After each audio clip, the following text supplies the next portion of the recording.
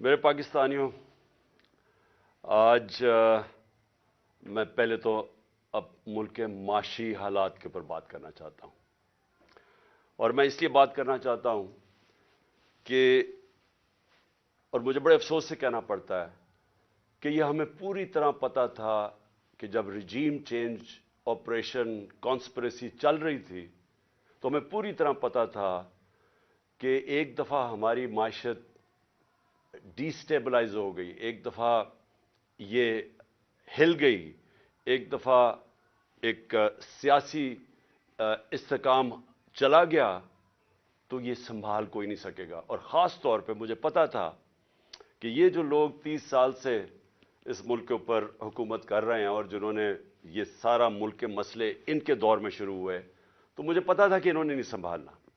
تو میں نے اپنی طرف سے پوری جو نیوٹرلز تھے ان کو پوری طرح میں نے آگاہ کیا، اور میں نے پھر سے میں بار بار یہ چیز اس لیے کہتا ہوں کیونکہ یہ ہمیں پتا تھا یہ ہونا ہے۔ اور شوکت ترین کو بھی جو فائنانس منسٹر تھے انہوں نے بھی پوری طرح سمجھانے کی کوشش کی کہ یہ نہیں سنبھلے گی، اور یہ بڑا مشکل سے ہم سنبھال کے بیٹھے ہوئے۔ اور کیوں مشکل تھی میں یہ بھی آپ کو بتا دوں مشکل کیوں تھی۔ اسے کہتے ہیں کموڈٹی سپر سائیکل۔ اس کا مطلب ہے کہ ساری دنیا میں جو انرجی پرائسز ہیں، بجلی، تیل، پٹرول، کوئلہ، یہ ساری دنیا کے اندر ایک دم اوپر چلے گئے۔ کرونا کے بعد جو کہ ایک سپلائی سائڈ کے اندر ڈسرپشن دنیا میں آئی، یعنی جو اس سے نیٹ ورکس ٹوٹے کیونکہ کرونا میں لاک ڈاؤن شروع ہو گئے، تو اس سے جو سب سے بڑا نقصان ہوا کہ جب سپلائیز ٹوٹی انرجی پروڈکٹس کی تو قیمتیں اوپر چلی گئی۔ تو ہم جب آخری دن ہمارے حکومتوں میں تھے تو جو تیل تھا وہ 110 سے $115 پہ چلا گیا پر بیرل۔ آج بھی اوپر بھی گیا، 70-75 سے لے کے آج 85 پہ ہے۔ تو جب ہم تھے تو جب تیل اوپر جاتا ہے تو سب کچھ اوپر چلا جاتا ہے، اور پھر جس طرح میں نے کہا کہ باقی بھی جو کوئلہ اور گیس یہ سب اوپر چلے گئے۔ تو ہمارے لیے مشکل تھا بڑا، کیونکہ ہم بڑا بیلنس کر رہے تھے کہ ایک طرف لوگوں کو بھی مہنگائی سے بچائیں، لیکن امپورٹڈ انفلیشن آ رہی تھی باہر سے، جو بھی چیزیں باہر سے آ رہی تھی۔ اب گھی، وہ پام آئل اوپر چلا گیا تو گھی کی بھی قیمتیں، دالیں اوپر چلی گئیں، تو ہم بڑی مشکلوں سے بیلنس کر رہے تھے۔ تو اس لیے ہم نے اپنی پوری کوشش کی بتانے کے لیے کہ دیکھیں اگر آپ نے اس وقت یہ سازش کو کامیاب ہونے دیا تو یہ سنبھلے گی نہیں۔ تو آج مجھے بڑا افسوس سے کہنا پڑتا ہے کہ ہم اب ادھر چلے گئے ہیں کہ میں نہیں کہہ رہا، یہ معیشت کے ایکسپرٹ سے آپ پاکستان میں پوچھ لیں، بلکہ باہر بھی جو مضمون لکھے جا رہے ہیں پاکستان پہ، فائنینشیل ٹائمز میں ابھی پاکستان کے اوپر مضمون آیا ہے، سارے اب ایک بڑا خوفناک اور خطرناک پاکستان کی ایک پکچر بتا رہے ہیں کہ ہم جا کدھر رہے ہیں۔ اب میں صرف آپ کو بتانا چاہتا ہوں کہ 2 دنوں میں 33 روپیہ گرا ہے ڈالر کے مقابلے میں، اور ان کے 9 مہینے میں 84 روپیہ گرا ہے ڈالر کے مقابلے میں۔ یہ کیوں گرا ہے؟ پہلے یہ سمجھیں کہ روپیہ کیوں گر رہا ہے۔ روپیہ اس لیے گرا ہے کہ ہماری تاریخ میں سب سے خطرناک سٹیج پہ ہمارے فورن کرنسی ریزروز پہنچ گئے ہیں۔ آج ہمارے جو فورن کرنسی ریزروز ہیں وہ $3.6 ارب ہے۔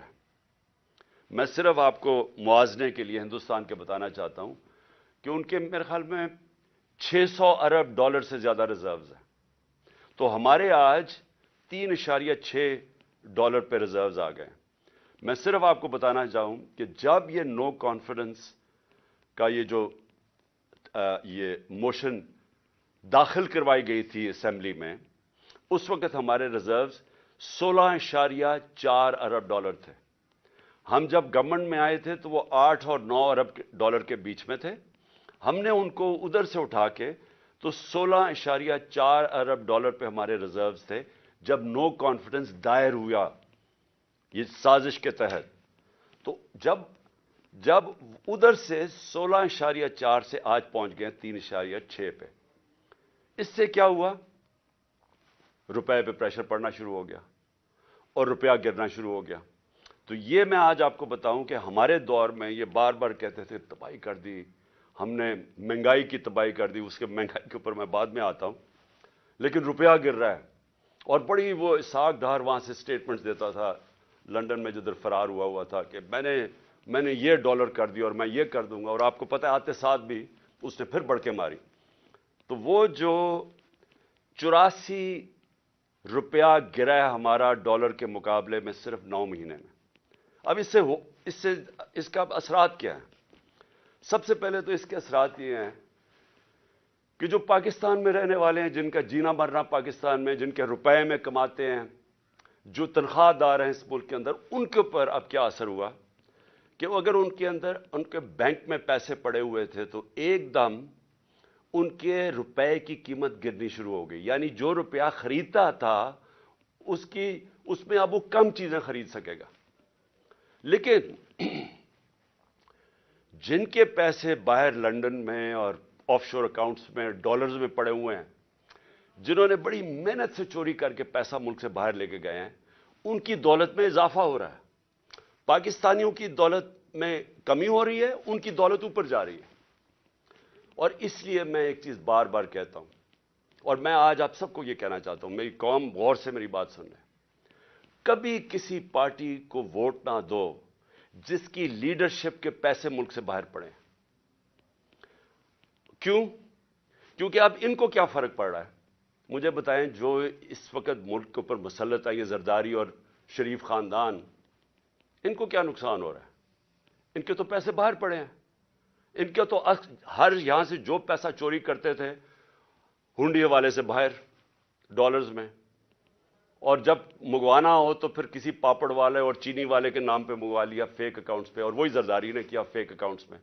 یہ تو پیسہ اپنا باہر بھیج دیتے ہیں، لانچوں میں ان کے ڈالرز باہر جاتے ہیں، جہاز جاتا تھا تو دبئی جاتا تھا یا باہر چلے جاتے تھے پیسے، ان کے تو باہر پیسے پڑے ہیں۔ تو اثر کس کو ہو رہا ہے؟ اثر ہماری طرح کے لوگ جو اپنا سب کچھ بیچ کے، جنہوں نے باہر کمائی کی تھی۔ میں نے جب لنڈن کا اپنا فلیٹ بیچا تھا تو میں جب اپنا روپے میں وہ پاؤنڈز کو روپے میں لے کے آیا تھا تو 90 روپے کا ایک پاؤنڈ تھا، آج 300 روپے کا پاؤنڈ ہے۔ تو ہم جو اس سے کیا ہوتا ہے؟ لوگ کیوں پاکستان میں پیسہ لے کے آئیں؟ لوگ باہر رکھیں، کیوں بیرون ملک پاکستانی اب پاکستان میں پیسہ لے کے آئیں؟ کیوں پاکستان میں سرمایہ کاری کریں جب روپیہ گرتا جا رہا ہے؟ وہ ڈالرز میں رکھیں تو ان کو نفع ہونا شروع ہو جاتا ہے۔ اس کے بہت دور کے نقصانات ہیں پاکستان کو۔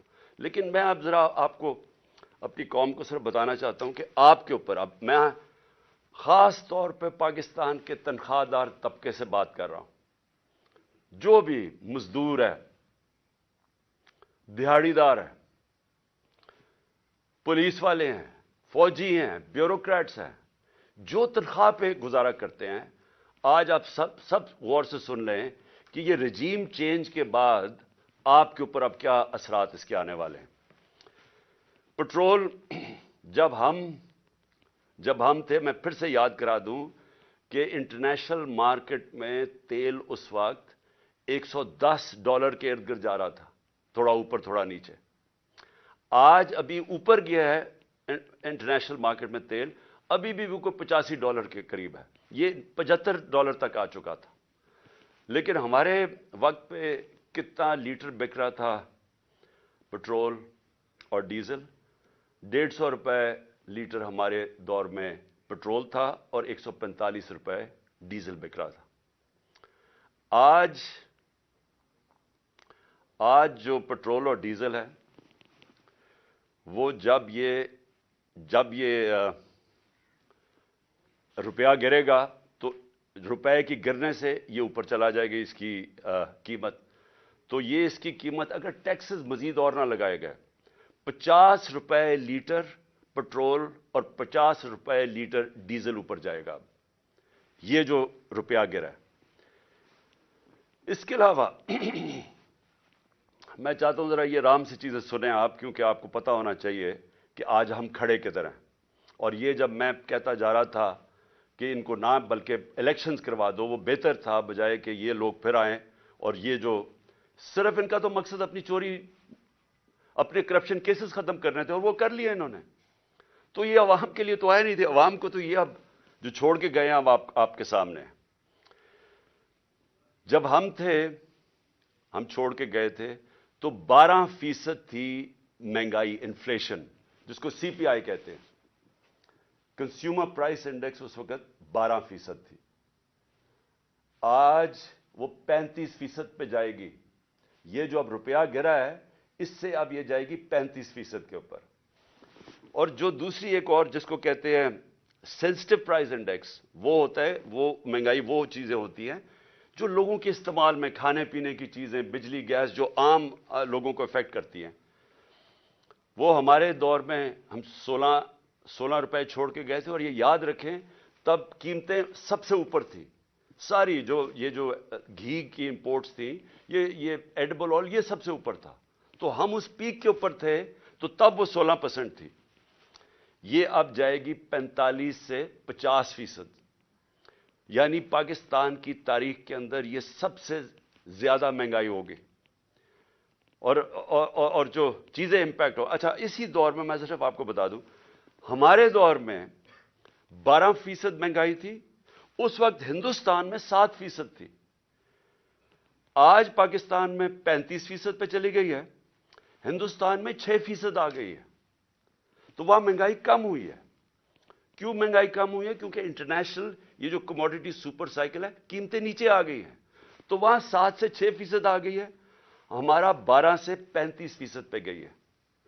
تو سارے جو تنخواہ دار طبقے ہیں، آپ سوچ لیں کہ جب 35% مہنگائی ہوگی، آ گئی. مشکل وقت تھا ہمارے دور میں بھی، کرونا کا، انٹرنیشنل جو امپورٹڈ انفلیشن تھی اس کے ہمارے کنٹرول میں نہیں تھی. تو تب وہ سارے اوپر تھے. تو اب تو وہ نیچے آ رہے ہیں، لیکن پاکستان کے اندر آج مہنگائی بڑھتی جا رہی ہے. اور پھر سے جو تنخواہ دار طبقہ ہے وہ سب سے زیادہ اس سے متاثر ہوگا. جو میں عام آدمی کی اب بات کرتا ہوں، میں باقی لمبی چیزوں کے اوپر نہیں جاتا، لیکن میں صرف ایک عام آدمی جس کی بنیادی ضروریات آٹا ہے. ایک عام گھرانہ ہے جو ہم نے اندازہ لگایا ہے کہ ایک عام گھر ہے، اس کے اوپر جو اب آٹے کا خرچہ آئے گا، کیونکہ ہمارے دور میں آٹا تھا، آٹا گیا ہمارا 60 روپے اور آج وہ گیا 150 روپے پہ. یعنی تقریباً 2.5 گنا سے بھی تھوڑا زیادہ. تو آٹا جو عام لوگ، ایک ہم نے اندازہ لگایا اب 18,000 روپیہ صرف ایک گھر صرف روٹی لینے پہ خرچ کرے گا. تو کمائی صرف جائے گی ان کی، جو بھی پیسہ کمائیں گے 18,000 روپے ادھر. جو عام آدمی استعمال کرتا ہے پیاز، ہمارے دور میں 44 روپے کلو تھا، آج وہ چلا گیا 230 روپے کلو. تو اگر روٹی آ بھی گئی تو اس کے لیے پیاز کے لیے آپ کے سامنے، اور مرغی دگنی ہو گئی. اب بجلی پہ آ جائیں. دیکھیں بجلی جو ہے نا، یہ آپ سمجھ جائیں کہ یہ اب آ گئی. جو بجلی کے بل ہیں، لوگ پہلے سے شور مچا رہے تھے. ہمارے دور میں بھی لوگ شور مچا رہے تھے کیونکہ بجلی سب کو افیکٹ کرتی ہے. تو ہمارے 16 روپے یونٹ بجلی تھی تب، آج 36 روپے یونٹ ہے. لیکن اب اس کے یہ جو روپے گرنے کے بعد یہ پہنچ جائے گی، اس میں 8 روپے یونٹ مزید اضافہ ہوگا. گیس 47% گیس کی قیمتوں میں اب اضافہ ہوگا. اور ایک یہ سوچ رہے ہیں، ان کو کہا جا رہا ہے کہ آپ پچھلی جولائی سے گیس کی قیمتیں وصول کریں، 47% بڑھا کے ان کو وصول کریں. اس کا امپیکٹ عام لوگوں کو تو میں نے بتا دیا آپ کے اوپر کیا ہوگا، لیکن میں اب آپ کو بتاؤں کہ اس کا امپیکٹ پوری معیشت کے اوپر کیا ہوگا. سب سے بڑا اس کے اوپر امپیکٹ ہوگا پاکستان کی گروتھ ریٹ. یعنی جو دولت میں اضافہ ہوتا ہے، جس کو گروتھ کہتے ہیں دولت میں، وہ اس پہلے گر رہا تھا. انڈسٹری بند ہو رہی تھی، کسان متاثر تھا. کسان نے صرف یوریا کے اوپر، ہم نے کیلکولیٹ کیا ہے کہ یوریا کی جو قیمت بڑھی ہے 60 अरब रुपया किसानों का गया है सिर्फ इजाफी यूरिया की कीमत पे। ये जो गंदम की फसल उगानी है, जो उगाई थी उन्होंने, ये जो अभी कटेगी मार्च और अप्रैल में, 60 अरब रुपया सिर्फ गंदम उगाने के लिए यूरिया पे एक्स्ट्रा उनको इजाफा उसकी महंगाई की वजह से इफेक्ट हुआ है। हमारी इंडस्ट्री बंद हो रही है। आज पाकिस्तान के अंदर बेरोजगारी बढ़ रही है। बेरोजगारी इसलिए बढ़ रही है कि इंडस्ट्रीज, एक्सपोर्ट इंडस्ट्री, वो सारी मुतासर हो रही हैं। पाकिस्तान की एक्सपोर्ट्स गिर रही हैं क्योंकि इन्होंने जो पॉलिसीज बनाई रॉ मटेरियल बंद करने की, सोचे समझे बगैर, उससे मुतासर होगी एक्सपोर्ट्स। रेमिटेंसेस जो बाहर से डॉलर्स आ रहे थे वो कम हो गए हैं क्योंकि इतना बड़ा गैप हो गया था उसमें। एक तो वजह इन्होंने इसलिए कम किया है, इसलिए इन्होंने ये रुपए को गिराया। ये है जी, मैं सिर्फ बाकी चीज़ों पे आने लगा हूं, लेकिन ये है पाकिस्तान की इकोनॉमिक सर्वे। ये हर साल गवर्नमेंट जो मायशत के ऊपर एक डॉक्यूमेंट बनाती है, मई के अंदर ये डॉक्यूमेंट पब्लिश हुई है, यानी कि इस हुकूमत ने ये डॉक्यूमेंट बनाई है, इकोनॉमिक सर्वे। ये जरा इकोनॉमिक सर्वे आप खोल के देख लें, इसमें आपको जो चीज़ें नजर आएंगी कि अप्रैल में पाकिस्तान मार्च अप्रैल में किधर खड़ा था। आपको हैरत होगी कि इस सब के कोरोना के बावजूद 2 साल कोरोना, इंटरनेशनल प्राइसेस सबसे ज्यादा ऊपर, जो जिसको मैं बार बार कहता हूं energy prices, commodity super cycle, वो सबसे ज्यादा। उसके बावजूद इस रिपोर्ट में पाकिस्तान की चौथे साल में 6% ग्रोथ रेट हुई, 6% पाकिस्तान की इकॉनमी बढ़ी। आज ये जो मैं आपको बता रहा हूं, ये सिफर से भी नीचे चली जाएगी, ये मनफी में चली जाएगी ग्रोथ रेट। अभी जिस तरह इंडस्ट्री बंद हो रही है, जिस तरह किसान मुतासर हो रहा है, जिस तरह हमारी सर्विसेज इंपैक्ट हो रही है, सारी बिजनेस स्लो डाउन है, तो ये तो अब बिल्कुल नीचे चली जाएगी। इसका क्या इंपैक्ट पड़ेगा रोजगार के ऊपर? हमारी एक नौजवान आबादी है। मुझे बड़ा फख्र था कि हमारे दौर में 18 लाख नौकरियां हम हर साल मजीद बढ़ाते थे और हमने अपने 3 साल में 55 लाख नौकरियां बढ़ाई। मैं फिर से कहता हूं, ये कोरोना का दौर था, जब लॉकडाउन के दौर था, उसमें हमने 55 लाख नौकरियां बढ़ाई।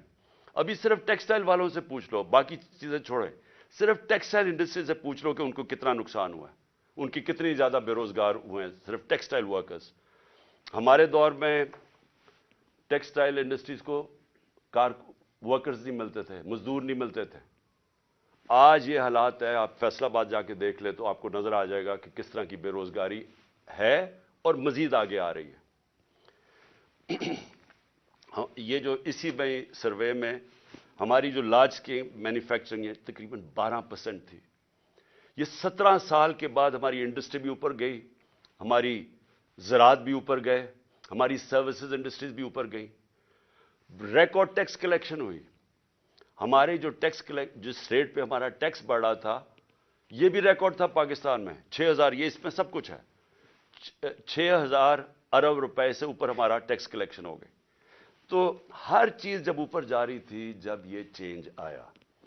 अब मैं इसकी जरा आपको अगली चीज बताता हूं कि अब हम मुल्क जा किस तरफ रहा है।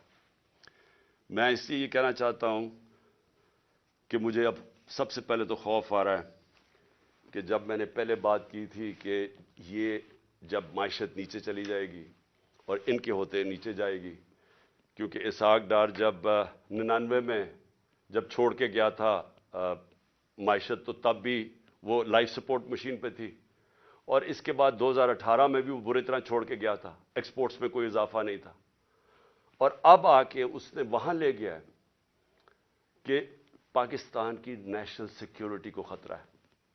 मैं इसलिए ये कह रहा हूं कि जिन लोगों ने अब बेल आउट करना है पाकिस्तान को, इसमें से जो निकालेंगे, जो हम अब उनसे भीख मांगेंगे, क्योंकि हमारी आमदनी की अब तो है ही नहीं, जिधर से हमने डॉलर कमाने थे वो तो नीचे जा रहे हैं, रेमिटेंसेस, और अगर एक्सपोर्ट्स नीचे जा रही है तो हमारे तो डॉलर कम हो रहे हैं अब। तो अब हमने किसी से हाथ फैला के जो भी मदद मांगेंगे, ये याद रखें कि वो एक कीमत मांगेंगे। खुदा ना खास्ता वो उस तरफ ना जाएं जो अब श्रीलंका को उन्होंने कहा कि 50% अपनी फौज कम करो। मिस्र को भी IMF ने कहा कि अपने فوج کے خرچے کم کرو. تو جو بھی آپ بیل آؤٹ کرے گا وہ آپ کنڈیشنز دے گا. تو پہلی تو کنڈیشنز میں نے آپ کو بتا دی کہ ابھی انہوں نے مزید اور ٹیکسز لگانے ہیں کیونکہ ہماری ٹیکس کلیکشن گر گئی ہے. 400 ارب روپے کے ٹیکسز لگانے ہیں تو وہ بھی مہنگائی پیدا کرے گا. انہوں نے یہ جو پٹرول اور ڈیزل اور بجلی کی قیمتیں بڑھانی ہیں تو وہ اور مہنگائی کرے گا. تو عام آدمی کو سارا کچھ افیکٹ کرے گا. لیکن سب سے زیادہ کہ یہ ملک ایک بڑا خواب پاکستان، اس کی سیکیورٹی کی ہر اس پاکستانی کو فکر ہے جس کا جینا مرنا اس ملک میں. وہ لوگ جن کا سٹیک پاکستان میں نہیں ہے ان کو اس کی فکر نہیں ہے. ان کو تو باہر بیٹھے ہوئے ہیں، جب مشکل آتی ہے باہر چلے جاتے ہیں. مسئلہ یہاں پاکستان کے لوگوں کو ہے اور یہ میرا سب سے پہلے میں آپ کو بتاؤں کہ میرا یہ خطرہ ہے. دوسرا مجھے جو خوف آ رہا ہے وہ یہ کہ جن لوگوں نے، اور یہ جو چند لوگ تھے جنہوں نے یہ رجیم چینج کے اندر پوری سازش کر کے گرائی تھی گورنمنٹ، مجھے خوف ہی آ رہا ہے کہ انہوں نے کوئی یہ پچھلے 8 مہینے میں کوئی سبق نہیں سیکھا. بجائے یہ جلدی ریئلائز کرتے کہ یہ غلطی ہو گئی ہے اور یہ غلطی ٹھیک کرنے کا تو صرف ایک ہی طریقہ تھا جو میں پہلے دن سے کہہ رہا تھا جب ہماری گورنمنٹ گرائی کہ صاف اور شفاف الیکشن کروا دیں. اس کے علاوہ تو کوئی دوسرا طریقہ نہیں تھا. بجائے اس طرف جانے کے مزید اور پاکستان کو دلدل میں ہم نیچے جاتا جا رہا ہے. کیسے ہو یہ رہا ہے کہ عوام کے خوف سے کہ عوام نے اب سوال پوچھنے ہیں. اب سارے تنخواہ دار طبقہ، مزدور، کسان سب اب سوال پوچھیں گے کہ یہ جو آپ سازش کے تحت ان لوگوں کو اوپر لے کے آئے تھے کون ذمہ دار تھے اس کے؟ قوم سوال پوچھے گی. تو اس کے منہ بند کرنے کے لیے اب ساری حرکتیں ہو رہی ہیں. بجائے یہ کہ وہ قوم کو فیصلہ کرنے دے کون کس کو وہ لانا چاہتے ہیں، ایک جمہوری طریقے سے، ایک صاف الیکشن سے وہ قوم الیکٹ کر لے وہ لوگوں کو جس کو بھی وہ لے کے آئے اور وہ اس کو مینڈیٹ دے کہ ہمیں اب اس مشکل وقت سے نکالیں. الٹا دوسری طرف نکل گئے ہیں. جو اس وقت طاقتور لوگ پیچھے بیٹھے ہوئے ہیں، مجھے خوف آ رہا ہے کہ وہ پاکستان کو کدھر لے کے جا رہے ہیں. سب سے پہلے وہ پاکستان کی جمہوریت کو تباہ کرنے پہ تلے ہوئے ہیں. ہر حرکت ابھی یہ کی جا رہی ہے کہ ملک کو ایک فیشزم کی طرف، ایک خوف اور ہراساں پھیلایا جا رہا ہے. یہ میں پچھلے 7 مہینے سے دیکھ رہا ہوں. میں بار بار کہتا ہوں کہ میں نے جنرل مشرف کا مارشل لاء دیکھا. میں آپ کو یقین سے کہتا ہوں کہ کبھی اس طرح کا خوف، جس طرح کی فیشسٹ طور طریقے استعمال کیے جا رہے ہیں، میں نے کبھی ایسا نہیں دیکھا. وہ حرکتیں کی جا رہی ہیں ان لوگوں کو، ہم جو اس وقت بیٹھے ہوئے ہیں اپوزیشن میں، کہ ایک ملک کے غداروں سے ایسے کیا جاتا ہے. میں تو یہ سوچتا تھا نا کہ ملک کا کوئی غدار ہو تو اس سے اس طرح کی چیزیں کی جائیں. کوئی بیرونی ملک سے کوئی اسپائے آیا ہوا کلبھوشن ٹائپ، اس سے میں نے کبھی نہیں یہ سوچا تھا کہ اپنے لوگوں سے اس طرح کے جو اسٹریٹجی، جو ٹیکٹکس استعمال کی جا رہی ہیں، اور جو کبھی کسی کو اعظم سواتی کو جو اس کے اوپر ظلم کیا صرف خوف پھیلانے کے لیے. فواد چودھری اس کو اٹھا لیا جس طرح، اور رات کے اچھا آتے بھی ہیں، چلے دن کے وقت آ کے اٹھائیں، وارنٹ دکھا کے اٹھائیں. رات کے اندھیرے کے اندر صبح کے 3 بجے اعظم سواتی کو، 6 بجے صبح فواد چودھری کو. یعنی ہم کوئی قوم کے مجرم ہیں؟ اور اس کے علاوہ جو میڈیا سے کیا، جو ارشد شریف سے کیا، میڈیا کے لوگوں کو صرف آواز بند کرانے کے لیے، اس ملک کی جمہوریت ختم کرنے کے لیے، تاکہ لوگوں کو ڈر سے کہیں لوگ ان چوروں کے پیچھے لگ جائیں. ساری کوشش کی جا رہی ہے کہ ہم گھبرا کے، ڈر کے ہم کہیں جی چلیں ٹھیک ہے جی یہ چوری قبول ہے. میں آج اپنی قوم کو بھی بتانا چاہتا ہوں اور وہ لوگ جو یہ کر رہے ہیں ان کو بتانا چاہتا ہوں کہ آپ ملک کو ادھر دھکیل رہے ہیں، یہ ساروں کے ہاتھوں سے نکل جانا ہے. ابھی اس طرف تقریباً پہنچ گئے ہم. یہ جو معیشت سے ہوا ہے، یہ جو مہنگائی آ رہی ہے، اور ایک طرف مہنگائی آ رہی ہے، دوسری طرف بے روزگاری آ رہی ہے، اور تیسری طرف تنخواہ دار طبقہ ہے. جب اس کی تنخواہ ختم ہو جائے گی 10-12 دنوں کے اندر، وہ کیسے گھر گزارا کریں گے؟ تو یہ تو بھی آواز اٹھنے والی ہے اس قوم کے اندر. اور اس کے اندر جو ایک جمہوری طریقہ اسے نکالنے کا، ایک سیاسی استحکام پیدا کرنے کا، اس کو ختم کر کے اور زیادہ خوف اور ہراساں پھیلایا جا رہا ہے اور کونے سے لگایا جا رہا ہے جو ملک کی سب سے بڑی جماعت ہے. اور اس سے کیا ہوگا؟ اس سے پاکستان مزید دلدل میں پھنسے گا. ہمارا اس وقت حالات یہ ہیں کہ معیشت تو جا ہی رہی ہے، پاکستان کے چن چن کے ادارے تباہی کی طرف جا رہے ہیں. پارلیمنٹ، فیڈرل پارلیمنٹ کی کیا حیثیت رہ گئی جب راجہ ریاض اپوزیشن لیڈر بن گیا؟ وہ پارلیمنٹ کیا ہے جدھر اپوزیشن ہی نہیں ہے؟ جو کہتا ہے میں نون لیگ سے ٹکٹ لڑوں گا وہ اپوزیشن لیڈر بن گیا. تو پارلیمنٹ ختم.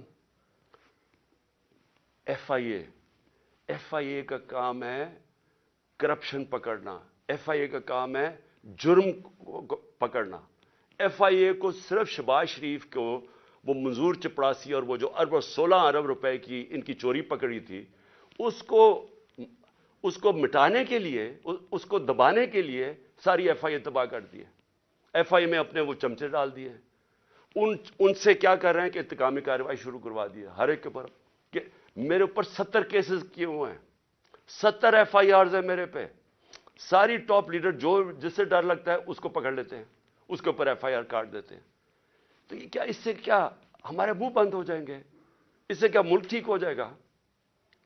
ایف آئی اے، نیب جس نے ہمارے دور میں 480 ارب روپیہ ریکور کیا تھا 3.5 سالوں میں ملک کے لیے، 480 ارب روپیہ، آج 1100 ارب روپیہ جو نیب نے ریکور کرنا تھا وہ معاف کروا دیا چوروں کا. اور نیب کو پھر استعمال کر رہے ہیں. خیر وہ تو ٹوتھ لیس باڈی ہے، اس کے تو اپنی چوری بچانے کے لیے اس کو بھی ختم کر دیا ہے. یعنی لائسنس دے دیا ہے پاکستان میں وائٹ کالر کرائم کو. آج طاقتور اب چوری کرے گا جو ملک سے پیسہ باہر بھجوا دیتا ہے، نیب کی کوئی اب طاقت نہیں رہے گی اس کو پکڑنے کے لیے. صرف چھوٹے چور اب پکڑے جائیں گے. ہماری عدلیہ، ہمارا انصاف کا نظام، اس کے اوپر جتنا پریشر ڈالا ہوا ہے، اور صرف پریشر کس لیے ڈالا ہوا ہے کہ رول آف لا کے لیے نہیں، رول آف لا نہ آئے اس کے لیے پریشر ڈالا ہوا ہے. اور ہمارے سامنے ابھی یہ جو کیئر ٹیکر گورنمنٹ بنی ہے، میں اس کے اوپر آنا چاہتا ہوں کہ پہلے تو قوم کو سمجھ آنی چاہیے کہ کیئر ٹیکر گورنمنٹ کا مطلب ہی ہوتا ہے نیوٹرل امپائر. یہ لے کے کیئر ٹیکر گورنمنٹ اس لیے آئے تھے کہ کسی کو یہ خوف تھا کہ جی جو سٹنگ پارٹی الیکشن کروائے گی وہ صاف اور شفاف الیکشن نہیں کروائے گی، اور اس لیے کیئر ٹیکر گورنمنٹ کا آئیڈیا آیا. لیکن میرا پوائنٹ یہ ہے کہ کیا یہ جو شرمناک ہو رہا ہے کیئر ٹیکر گورنمنٹ کے نام پہ، یہ کبھی پاکستان کی تاریخ میں پہلے ہوا ہے؟ کبھی ایسا ہوا ہے کہ کیئر ٹیکر گورنمنٹ ہمارے بدترین مخالف کو وہاں بٹھا دیا؟ یہاں بھی اور پختونخوا کے اندر بھی. وہ بھی جب آپ کیبنٹ دیکھیں تو اس کا تحریک انصاف، سارے جو اینٹی تحریک انصاف ہے وہ وہاں کیبنٹ میں آ گیا، اور یہاں اس کو بٹھا دیا اور آتے ساتھ ہی کارروائیاں شروع کر دی ہیں جو فواد چودھری سے کی ہیں، اور باقیوں کے اوپر اب ایف آئی آرز بنا رہے ہیں. کیا یہ ہے نیوٹرل کیئر ٹیکر؟ یعنی کوئی قوم کو اتنا بیوقوف سمجھا ہوا ہے کہ آپ ایک طرف نیوٹرل امپائر کھڑا کر رہے ہیں اور بدترین ہمارے مخالف یہاں کھڑے کر دیے لا کے. اور پھر کیئر ٹیکر گورنمنٹ کیا کرتی ہے؟ میں ایک کیس صرف بتانا چاہتا ہوں، یہ جو جے آئی ٹی کا. اب جے آئی ٹی بنی تھی، میں پہلے بھی اس کے اوپر بات کر چکا ہوں. یہ بنی تھی جو میرے اوپر حملہ ہوا، جو مجھے قتل کرنے کی طاقتور لوگوں نے جو سازش کی، اور جو میں ابھی بھی میری ٹانگ اس سے ریکور کر رہی ہے، میری ہڈی پوری طرح نہیں ابھی تک جڑی. تو وہ کیئر ٹیکر گورنمنٹ تو بننا چاہیے تھا ان کو کہ صرف الیکشن کروانے کے لیے. اس نے آتے ساتھ ہی پہلے تو انتقامی کارروائی شروع کی، جو آن گوئنگ سکیمز وہ ختم کر دی ہماری، سب غیر قانونی. جو ڈپارٹمنٹس کے ہیڈ لگے ہوئے تھے، جو نان پولیٹیکل لوگ تھے، ان کو ہٹانا شروع کر دیا. اور جو جے آئی ٹی ہے، جے آئی ٹی کو بند کر دیا. اب پروونشل جے آئی ٹی نے فائنڈنگز کی ہوئی تھی کہ ایک نہیں تھا، 3 شوٹر تھے. 2 جو ڈی پی او گجرات تھا اور جو سی ٹی ڈی کا ایس ایس پی تھا، ان دونوں نے پروونس کی جے آئی ٹی کی پروونس کی پولیس نے منع کر دیا کہ جی ہم اپنے فون بھی نہیں دکھاتے جن سے انہوں نے تصویریں لی تھی، اس کا ویڈیو بنائی تھی جو شوٹر تھا ندیم. اور جب انہوں نے یہ ثابت کر دیا 3 شوٹر ہیں، تو وہ ساری جو پورا بنایا ہوا تھا طاقتور لوگوں نے بیانیہ وہ ختم ہو گیا. تو یہ ضروری تھا کہ طاقتور لوگ سب سے پہلے جو اس حکومت کے پیچھے ہیں کہ جے آئی ٹی کو ختم کریں. اب جے آئی ٹی کا جو انہوں نے ایک اینٹی کرپشن کا آدمی لے کے آیا ندیم سرور, اس نے کیا کیا ہے,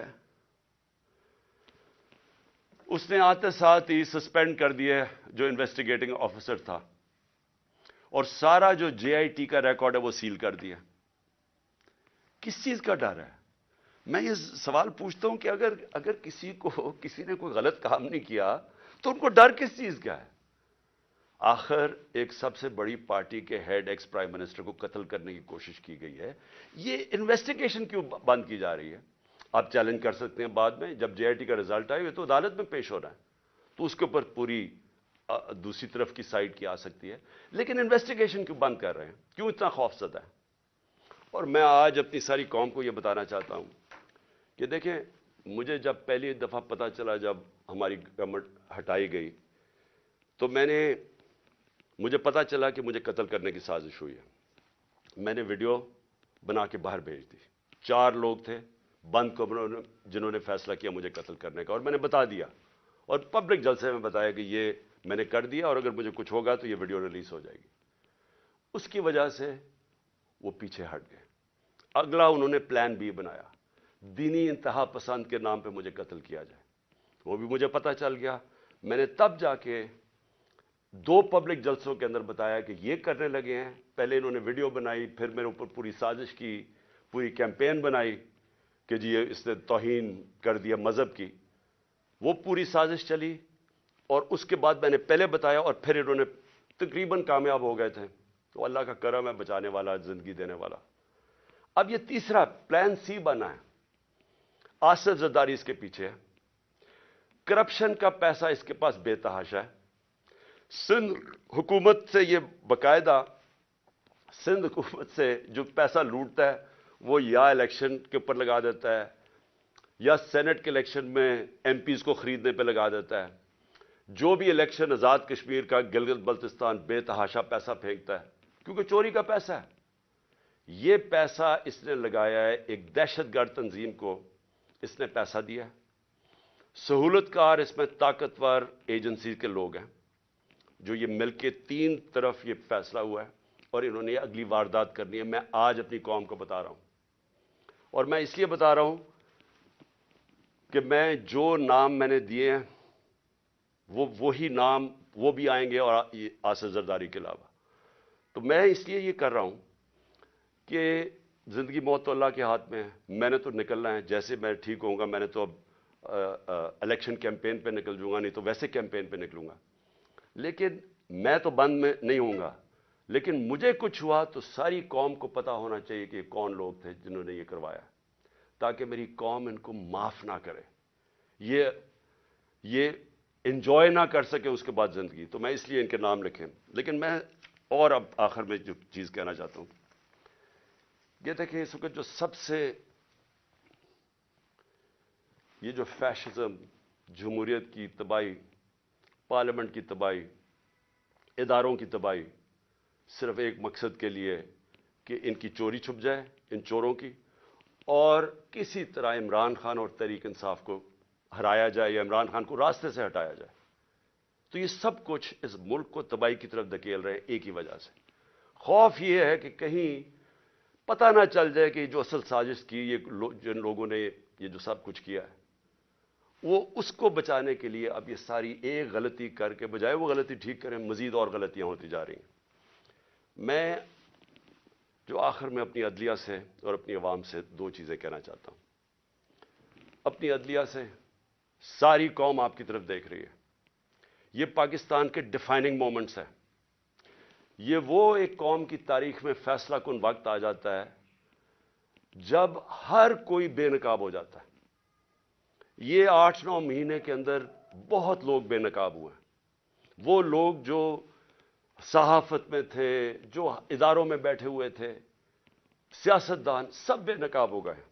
سب سے پہلے تو یہ شکر ہے قوم کو پتہ چل گیا کہ اسحاق ڈار اور شہباز شریف, وہ پنجاب سپیڈ اصل میں کیا تھی وہ اشتہاروں میں تھی, اور اسحاق ڈار کتنا بڑا جینیس وہ سب کو پتہ چل گیا.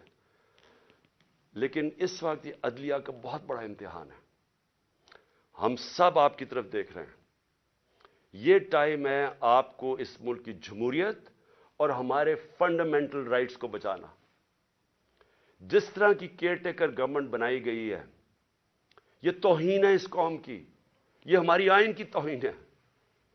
یعنی ایسے لوگوں کو بٹھا دیے لا کے, یہ کیسے نیوٹرل ہو گئے جو آپ کے بدترین دشمنوں کو اوپر لا کے بٹھا دیا, اور پھر الیکشن نہیں ہو رہا ہے. آئین بڑا کلیئر ہے کہ 90 دن میں الیکشن ہونے ہیں, اس پہ کوئی گنجائش نہیں, اور جو نہیں کرواتا آرٹیکل 6, یہ سیدھا سیدھا ہے.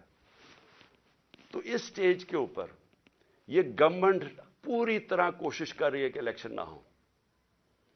ان کو کوئی فکر نہیں ہے جمہوریت اور آئین کی, ان کو صرف پڑی ہوئی ہے کہ ان کی کسی طرح ڈرے ہوئے ہیں الیکشن سے, عوام سے ڈرے ہوئے ہیں, اور ان سے بچنے کے لیے ان کو کوئی فکر نہیں ہے کہ عوام کی مینڈیٹ کیا ہوتا ہے, ان کو کوئی فکر نہیں ہے کہ آئین کیا ہوتا ہے, رول آف لا کیا ہوتا ہے, ان کو کوئی فکر نہیں ہے. پیسہ بچا رہے ہیں انہوں نے, اور انہوں نے, میں آج آپ کو کہہ رہا ہوں, جیسے ہی مشکل وقت آ گیا باہر بھاگ جائیں گے ملک سے, کیونکہ ان کے سٹیکس پاکستان میں نہیں ہیں. تو جن کے سٹیکس پاکستان میں ہیں, میں اپنی عدلیہ سے کہنا چاہتا ہوں کہ ہم آپ کی طرف دیکھ رہے ہیں. دونوں ملک کے آئین کو بھی پروٹیکٹ کریں, ہمارے فنڈامنٹل رائٹس کو پروٹیکٹ کریں. اگر آپ اس وقت نہیں کریں گے تو یہ ڈسینڈ ہو رہا ہے, تقریباً بنانا ریپبلک کی طرف چلا گیا. جس طرح کی 7 مہینے میں نے پاکستان میں حرکتیں دیکھی, بنانا ریپبلک کی طرف تقریباً پہنچ گیا. اور دوسرا میں اپنی عوام کو کہنا چاہتا ہوں کہ دیکھیں, آپ کے لیے یہ اب ایک فائنل آزادی کی جنگ ہے, حقیقی آزادی کی. اس وقت خوف پھیلایا جا رہا ہے کہ جی فلانے کو پکڑ لیں گے, یہ پکڑ لیں گے, جو بھی کر دیں گے. دیکھیں, یہ جو خوف کی غلامی ہے یہ بدترین غلامی ہے. سارے دنیا کے فرعون جو آئے ہیں وہ خوف کی وجہ سے لوگوں کو غلام بناتے تھے, اور جب بھی خوف کا بت ٹوٹتا تھا لوگ آزاد ہو جاتے تھے. لیکن لوگوں کو جدوجہد کرنی پڑتی ہے, گھر بیٹھے بیٹھے آزادی نہیں ملتی.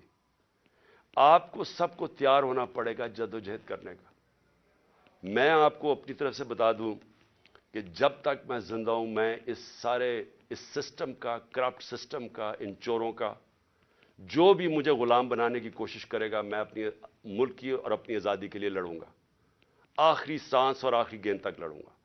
لیکن میں اپنی قوم کو آج کہنا چاہتا ہوں کہ دیکھیں, تاریخ کے اندر یہ کبھی کبھی ایسے وقت آتے ہیں کہ آپ اپنے آپ کو آزاد کر لیں. آپ اگر اس کو چپ کر کے بیٹھ گئے, اور جس طرح کا یہ ظلم کا نظام بنتا جا رہا ہے اور مزید ظلم بڑھتے جائیں گے, جس طرح ٹائم گزرے گا انہوں نے اور زیادہ ظلم کے ذریعے آپ کو غلام بنانا ہے. جس طرح آپ اپنی آزادی کے لیے اور اپنے حقوق کے لیے کھڑے ہوتے جائیں گے, اللہ کی مدد آپ کے اوپر آئے گی. جہاد ہے ہی انصاف کے لیے جدوجہد کرنا, اس کو جہاد کہتے ہیں, اور یہ اللہ نے ہمارے پہ سب پہ فرض کیا ہے. تو میں یہاں آپ سب کو آج اپیل کر رہا ہوں آپ کے لیے کہ آپ نے آنے والے دنوں میں جس طرح کہ یہ ہمیں کوشش کر رہے ہیں کہ عوام کی آواز بند کرنے کی, ہمیں غلام بنانے کی, آپ نے جدوجہد کے لیے تیار رہنا ہے. میں انشاءاللہ پھر سے آپ کو بتا دوں کہ میں اس کے لیے پوری طرح تیار ہوں. میں آخری دم تک کھڑا ہوں گا, اور آپ نے اس ملک کے مستقبل کو بچانے کے لیے آپ نے کھڑے ہونا ہے. معیشت کا آپ نے دیکھ لیا حالات, آپ نے دیکھ لیے کہ یہ جس طرح کی مہنگائی, 50 سال میں ایسی مہنگائی نہیں آئی جو اب آئی ہے, اور مزید ابھی اور آگے آئے گی. اور یہ صرف یہ سمجھ رہے ہیں کہ اگر آپ کو ڈرا دھمکا دیں گے اور میڈیا کے پیسے دے کے لوگوں کو, چند لوگوں کو اپنے ساتھ ملا کے, تو اس طرح بھیڑ بکریوں کی طرح آپ کو دبا دیں گے, یہ اس کے پر امید لگا کے بیٹھے ہیں. انسان کے حقوق ہوتے ہیں, جانوروں کے حقوق نہیں ہوتے. انسان اگر اپنے حقوق کے لیے نہیں کھڑا ہوتا تو وہ جنگل کا قانون بن جاتا ہے اور وہ جانوروں کا نظام آ جاتا ہے. تو مجھے امید ہے کہ میں آپ تیار رہیں. آنے والے دنوں میں اگر انہوں نے ہمارے پہ ظلم کیا, ہم سب کھڑے ہوں گے. میں آپ کے ساتھ کھڑا ہوں گا. چند ہفتے, زیادہ سے زیادہ 2 ہفتے انشاءاللہ میں کھڑا ہو جاؤں گا, اور میں انشاءاللہ پھر نکلوں گا. پاکستان زندہ باد.